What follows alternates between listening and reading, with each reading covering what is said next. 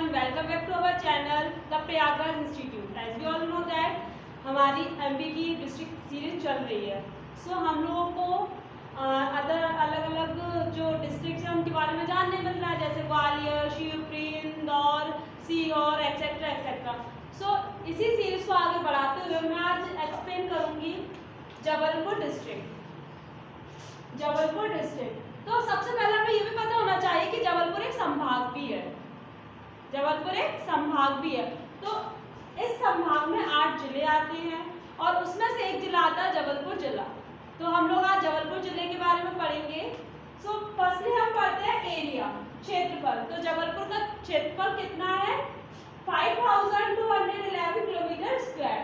लिंगानुपात का मतलब क्या होता है? पहले हम लोग ये समझ लेते हैं कि लिंगानुपात का मतलब क्या होता है।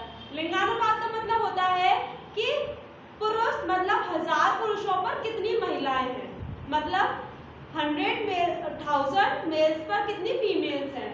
लिंगानुपात कितना है? 929। इट मींस 1000 मेल्स पर 929 फीमेल। ओके, उसके बाद आते हैं साक्षरता, लिटरेसी 81.1% है। और हमारे लिए ये जानने की बात है कि 81.8% हमारे एमपी की सबसे ज्यादा सर्वाधिक साक्षरता वाला जिला जबलपुर ही है। प्राचीन नाम, एंशिएंट नेम देखते हैं इसके, जवालीपुरम, त्रिपुरी, तेवर, महाकौशल। जो इसके प्राचीन नाम है वो कौन कौन से हैं? जवालीपुरम, त्रिपुरी, तेवर एंड महाकौशल। अब हमें जानने लायक फैक्ट है कि जो विनोबा भावे थे, आचार्य विनोबा भावे, नाम सुना होगा इनका। भूदान आंदोलन में पहले वो नेता थे आचार्य विनोबा भावे, जिन्होंने इसे संस्कार राजधानी कहा है। क्या कहा है? संस्कार राजधानी। और इसकी जो प्राचीन राजधानी थी, अगर हम बात करें कि जबलपुर की जो प्राचीन राजधानी थी वो कौन सी है? तीवर। कौन सी है ये? तीवर। अब देखिए, हम लोग किसी भी चीज को जानने से पहले, किसी भी डिस्ट्रिक्ट के बारे में, किसी कंट्री के बारे में, या फिर किसी संभाग, डिस्ट्रिक्ट, गांव, शहर, किसी भी चीज के बारे में जानने के लिए हमें सबसे पहले क्या जानना होता है कि उसकी क्या कहते हैं, इतिहास क्या है। हमें हिस्ट्री भी तो पता होना चाहिए। आज अगर आपको मेरे बारे में जानना है या किसी के बारे में जानना है, सबसे पहले हम उसकी क्या जानते हैं? हिस्ट्री। उसके बाद हम उसके बारे में आगे बढ़ते हैं। तो हम लोग पहले जानते हैं इसकी हिस्ट्री, मतलब इतिहास। 1828 में जबलपुर में डायनासोर के जीवाश्म को विलियम स्लीमैन ने खोजा था। किसने खोजा था? विलियम स्लीमैन ने। ठीक है, किसको खोजा था? डायनासोर के जीवाश्म को। नेक्स्ट है 52 तालों का सुंदर नगर। इसे 52 तालों का सुंदर नगर कहा जाता है। तो जो 52 तालों का सुंदर नगर जबलपुर है, ये गौंड राजाओं की राजधानी था। किसकी राजधानी था? गौंड राजाओं की राजधानी था। गौंड शासिका, अब इसी में आते हैं हम जो गौंड राजाओं में सबसे महत्वपूर्ण पॉइंट है, जो इम्पोर्टेंट पॉइंट है, गौंड शासिका रानी दुर्गावती। कौन थी गौंड शासिका? रानी दुर्गावती। इन्होंने अकबर से युद्ध किया था। कब किया था? 1564 में। अब एक और जानने लायक बात है कि जो अकबर थे, अकबर ने आसफ खां को भेजा था। अकबर ने किसे भेजा था? आसफ खां को भेजा था रानी दुर्गावती से युद्ध लड़ने के लिए। अंततः उन्हें द्वारा फिर से आना पड़ा था अकबर को, लेकिन अकबर विजयी हुए थे इस युद्ध में। अब आते हैं सेकंड में, भारत का पहला झंडा सत्याग्रह। ब्रिटिश के अगेंस्ट भारत का जो पहला झंडा सत्याग्रह था वो कब हुआ था? 1923 में जबलपुर में। 1923 में भारत का पहला झंडा सत्याग्रह जबलपुर में हुआ था। नेक्स्ट पॉइंट है जबलपुर की त्रिपुरी में 1939 में भारतीय राष्ट्रीय कांग्रेस का अधिवेशन हुआ था। इसकी हिस्ट्री सुन लीजिए। क्या हुआ था 1939 में? 1938 में एक क्या कहते हैं अधिवेशन हुआ था, उसकी हरिपुरा अधिवेशन, उसकी अध्यक्षता सुभाष चंद्र बोस ने की। फिर 1939 में आए। 1939 में क्या हुआ? त्रिपुरी में अधिवेशन हुआ था। इसमें फिर से सुभाष चंद्र बोस जीत गए थे, लेकिन महात्मा गांधी क्या चाहते थे कि जो उनके शिष्य हैं पट्टाभी सीतारामैया वो जीते। लेकिन वोट किसको मिले थे? सुभाष चंद्र बोस को। इससे महात्मा गांधी गुस्सा हो गए, रुष्ट हो गए।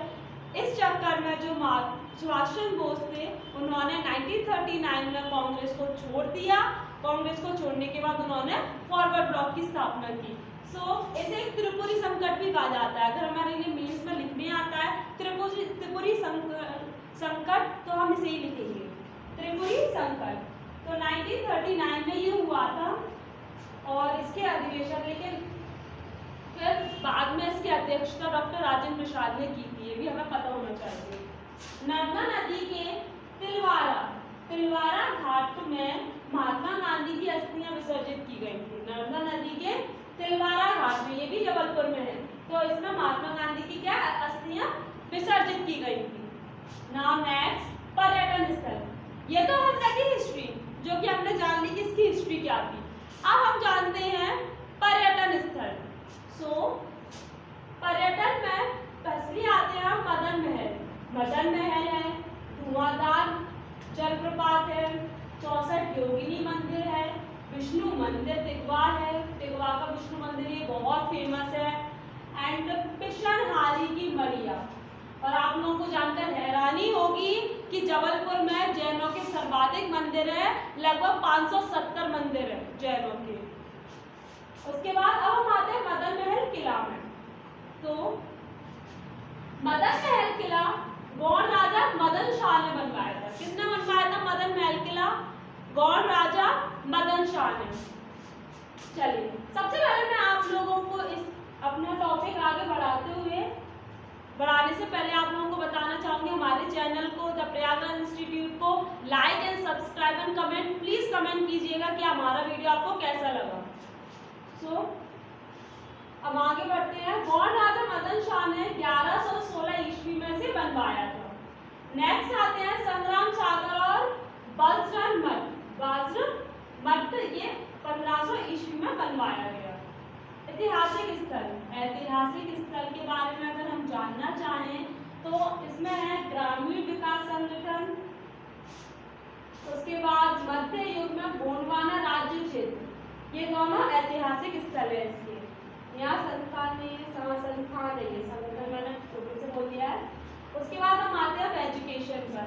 एजुकेशन में जबलपुर में क्या क्या है? तो एजुकेशन के लिए भी जबलपुर काफी ज्यादा फेमस है। इसमें प्रदेश का पहला इंजीनियरिंग कॉलेज खोला गया था। कौन सा? पहला इंजीनियरिंग कॉलेज खोला गया था। उसके बाद प्रदेश का पहला कृषि विश्वविद्यालय 2 अक्टूबर 1964 में प्रदेश का पहला कृषि विश्वविद्यालय खोला गया था। 2 अक्टूबर मतलब महात्मा गांधी जी की जयंती और लाल बहादुर शास्त्री जी की भी जयंती। नेताजी सुभाष चंद्र बोस कृषि विश्वविद्यालय। एक बात याद रखिएगा, प्रदेश का पहला कृषि विश्वविद्यालय, इसको जवाहरलाल नेहरू कृषि विश्वविद्यालय के नाम से भी जानते हैं। अब हम आते हैं नेताजी सुभाष चंद्र बोस कृषि विश्वविद्यालय कब खोला गया? 2011 में। नाउ नेक्स्ट, धर्मशास्त्र राष्ट्रीय विधि विश्वविद्यालय कब खोला गया? 2018 में। नाउ नेक्स्ट, रानी दुर्गावती विश्वविद्यालय। इसमें एक नोट पॉइंट है कि जो रानी दुर्गावती विश्वविद्यालय है, इसमें सुभद्रा कुमारी चौहान और राजशेखर सदनपीठ भी स्थापित है। अब हम आते हैं कुछ खेल पर। हमने क्या क्या पढ़ लिया? सबसे पहले हमने उस संभाग के बारे में जाना, उसके बाद डिस्ट्रिक्ट का एरिया, लिंगानुपात, लिटरेसी, इसके प्राचीन नाम और इतिहास इनके बारे में जाना। अब हम लोग जानना, फिर हम लोगों ने क्या जाना? पर्यटन। इसका पर्यटन क्या है वो जान लिया। अब हम लोगों ने एजुकेशन भी जान लिया कि एजुकेशन में इसका क्या योगदान है। अब हम क्या जानेंगे? खेल। द मोस्ट इम्पॉर्टेंट एमपीपीएससी के हिसाब से सबसे इम्पॉर्टेंट टॉपिक खेल भी है, क्योंकि एमपीपीएससी में खेल से बहुत ज़्यादा क्वेश्चंस पूछे जाते हैं। और मेरे ख्याल से 2020 में एक क्वेश्चन पूछा गया था, मुस्कान किरार किस खेल से संबंधित है? तो मुस्कान किरार तीरंदाजी से संबंधित है। और ये जो मुस्कान किरार में जिनका नाम ले रही हूँ, ये भी जबलपुर से ही संबंधित है। अब हम आते हैं खेल में आगे। Madhya Pradesh MP table tennis association. MP कि जबलपुर में ही है। Now next, MP badminton association 1946 में एस्टैब्लिश किया गया था, ये भी जबलपुर में ही है। Now again next, Eklavya shooting academy, ये 2013 में एस्टैब्लिश की गई थी और ये भी जबलपुर में ही है। पंडित रविशंकर शुक्ल स्टेडियम 2013 में एस्टैब्लिश किया गया था, जो कि जबलपुर में है। हम लोगों से अधिकतर इसका एस्टैब्लिशमेंट ईयर कम पूछते हैं, लेकिन हमें ये जरूर पता होना चाहिए कि जबलपुर में कौन कौन से स्टेडियम है, कौन कौन से एसोसिएशन है और कौन कौन सी अकेडमीज हैं। अब हम आते हैं प्रसिद्ध व्यक्ति। ये टॉपिक ज्यादा इम्पोर्टेंट नहीं है, लेकिन इससे जबलपुर में, हमारे जबलपुर में कुछ बहुत ज़्यादा इम्पोर्टेंट प्रसिद्ध व्यक्ति हैं जिनके बारे में हम काफ़ी बार पढ़ चुकी हैं, जैसे कि अमृतलाल बेगड़। एमपीपीएससी में कई बार क्वेश्चन आ चुका है कि नर्मदा पुत्र के नाम से किसको जाना जाता है, तो हमें पता होना चाहिए अमृतलाल बेगड़। अमृतलाल बेगड़ को नर्मदा पुत्र के नाम से जाना जाता है। नेक्स्ट है सेठ गोविंद दास, जो कि एक कवि है और राजनेता भी है। हरिशंकर परसाई बहुत अच्छे से जानते हैं, बहुत अच्छे व्यंग्यकार हैं और ये भी कहाँ से बिलोंग करते हैं, जबलपुर से। उसके बाद सुभद्रा कुमारी चौहान बहुत अच्छी कवित्री हैं, जो कि वो भी जबलपुर से ही बिलोंग करती हैं। एंड अगेन द्वारका प्रसाद मिश्र और अर्जुन रामपाल, ये भी जबलपुर से बिलोंग करते हैं। अब कुछ फैक्ट्स पर हम लोग आते हैं। आई होप आपको मेरा ये समझाना अच्छा लग रहा होगा। अब हम आते हैं फैक्ट्स पर। शस्त्र निर्माण कारखाना, ये कहाँ पर है, जबलपुर में। आम जिला आप लोगों को पता होना चाहिए, आम का सबसे ज्यादा उत्पादन जबलपुर में ही होता है, इसलिए इसको क्या कहा जाता है, आम जिला भी कहा जाता है। मध्य प्रदेश पश्चिम मध्य रेलवे का हेडक्वार्टर, वेस्ट मिडिल रेलवे का हेडक्वार्टर किसे कहा जाता है, ये कहाँ पर है, जबलपुर में। एमपी राज्य विधिक सेवा प्राधिकरण, ये भी कहाँ पर है, जबलपुर में। ये क्वेश्चन बहुत फैक्चुअल है, जो कि एमपीपीएससी अधिकतर पूछ ही लेता है। एमपी विद्युत मंडल का हेडक्वार्टर, ये भी जबलपुर में ही है। अंतर्राष्ट्रीय मक्का व गेहूं अनुसंधान केंद्र, अधिकतर अनुसंधान केंद्रों के बारे में वैसे तो पूछा जाता है और हम लोग अधिकतर इंडिया के याद कर लेते हैं, लेकिन हम लोग एमपी के, अगर हम एमपी के वाइज में देखेंगे तो ये जरूर है अंतर्राष्ट्रीय मक्का व गेहूं अनुसंधान केंद्र, राष्ट्रीय खरपतवार विज्ञान अनुसंधान केंद्र, बी आर अम्बेडकर, ये भी एमपी से बिलोंग करते हैं, लेकिन एमपी के महू से, इंदौर के महू से बी आर अम्बेडकर बिलोंग करते हैं।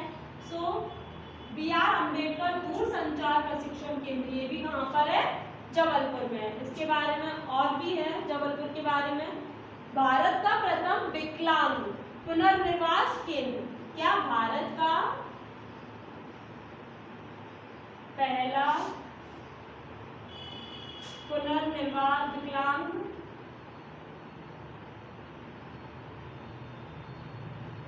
पुनर्निवास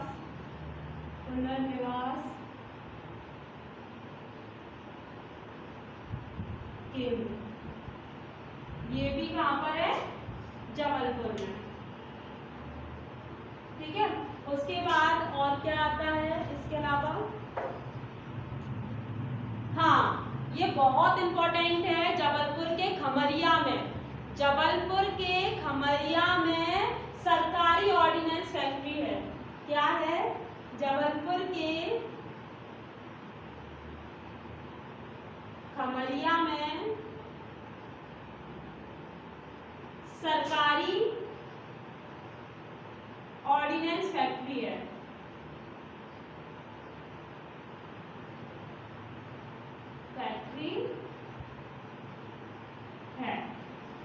ठीक है, उसके अलावा रानी दुर्गावती की समाधि, अभी आपको मैंने बताया ही था, रानी दुर्गावती की समाधि जबलपुर के बरेला ग्राम में, और ये बहुत इंपॉर्टेंट है। चलिए इसके बाद हमारा टॉपिक अब फिनिश। प्लीज गाइस हमारे चैनल को लाइक, सब्सक्राइब एंड कमेंट जरूर कीजिएगा कि आपको हमारा चैनल कैसा लगा। Now thank you all of you.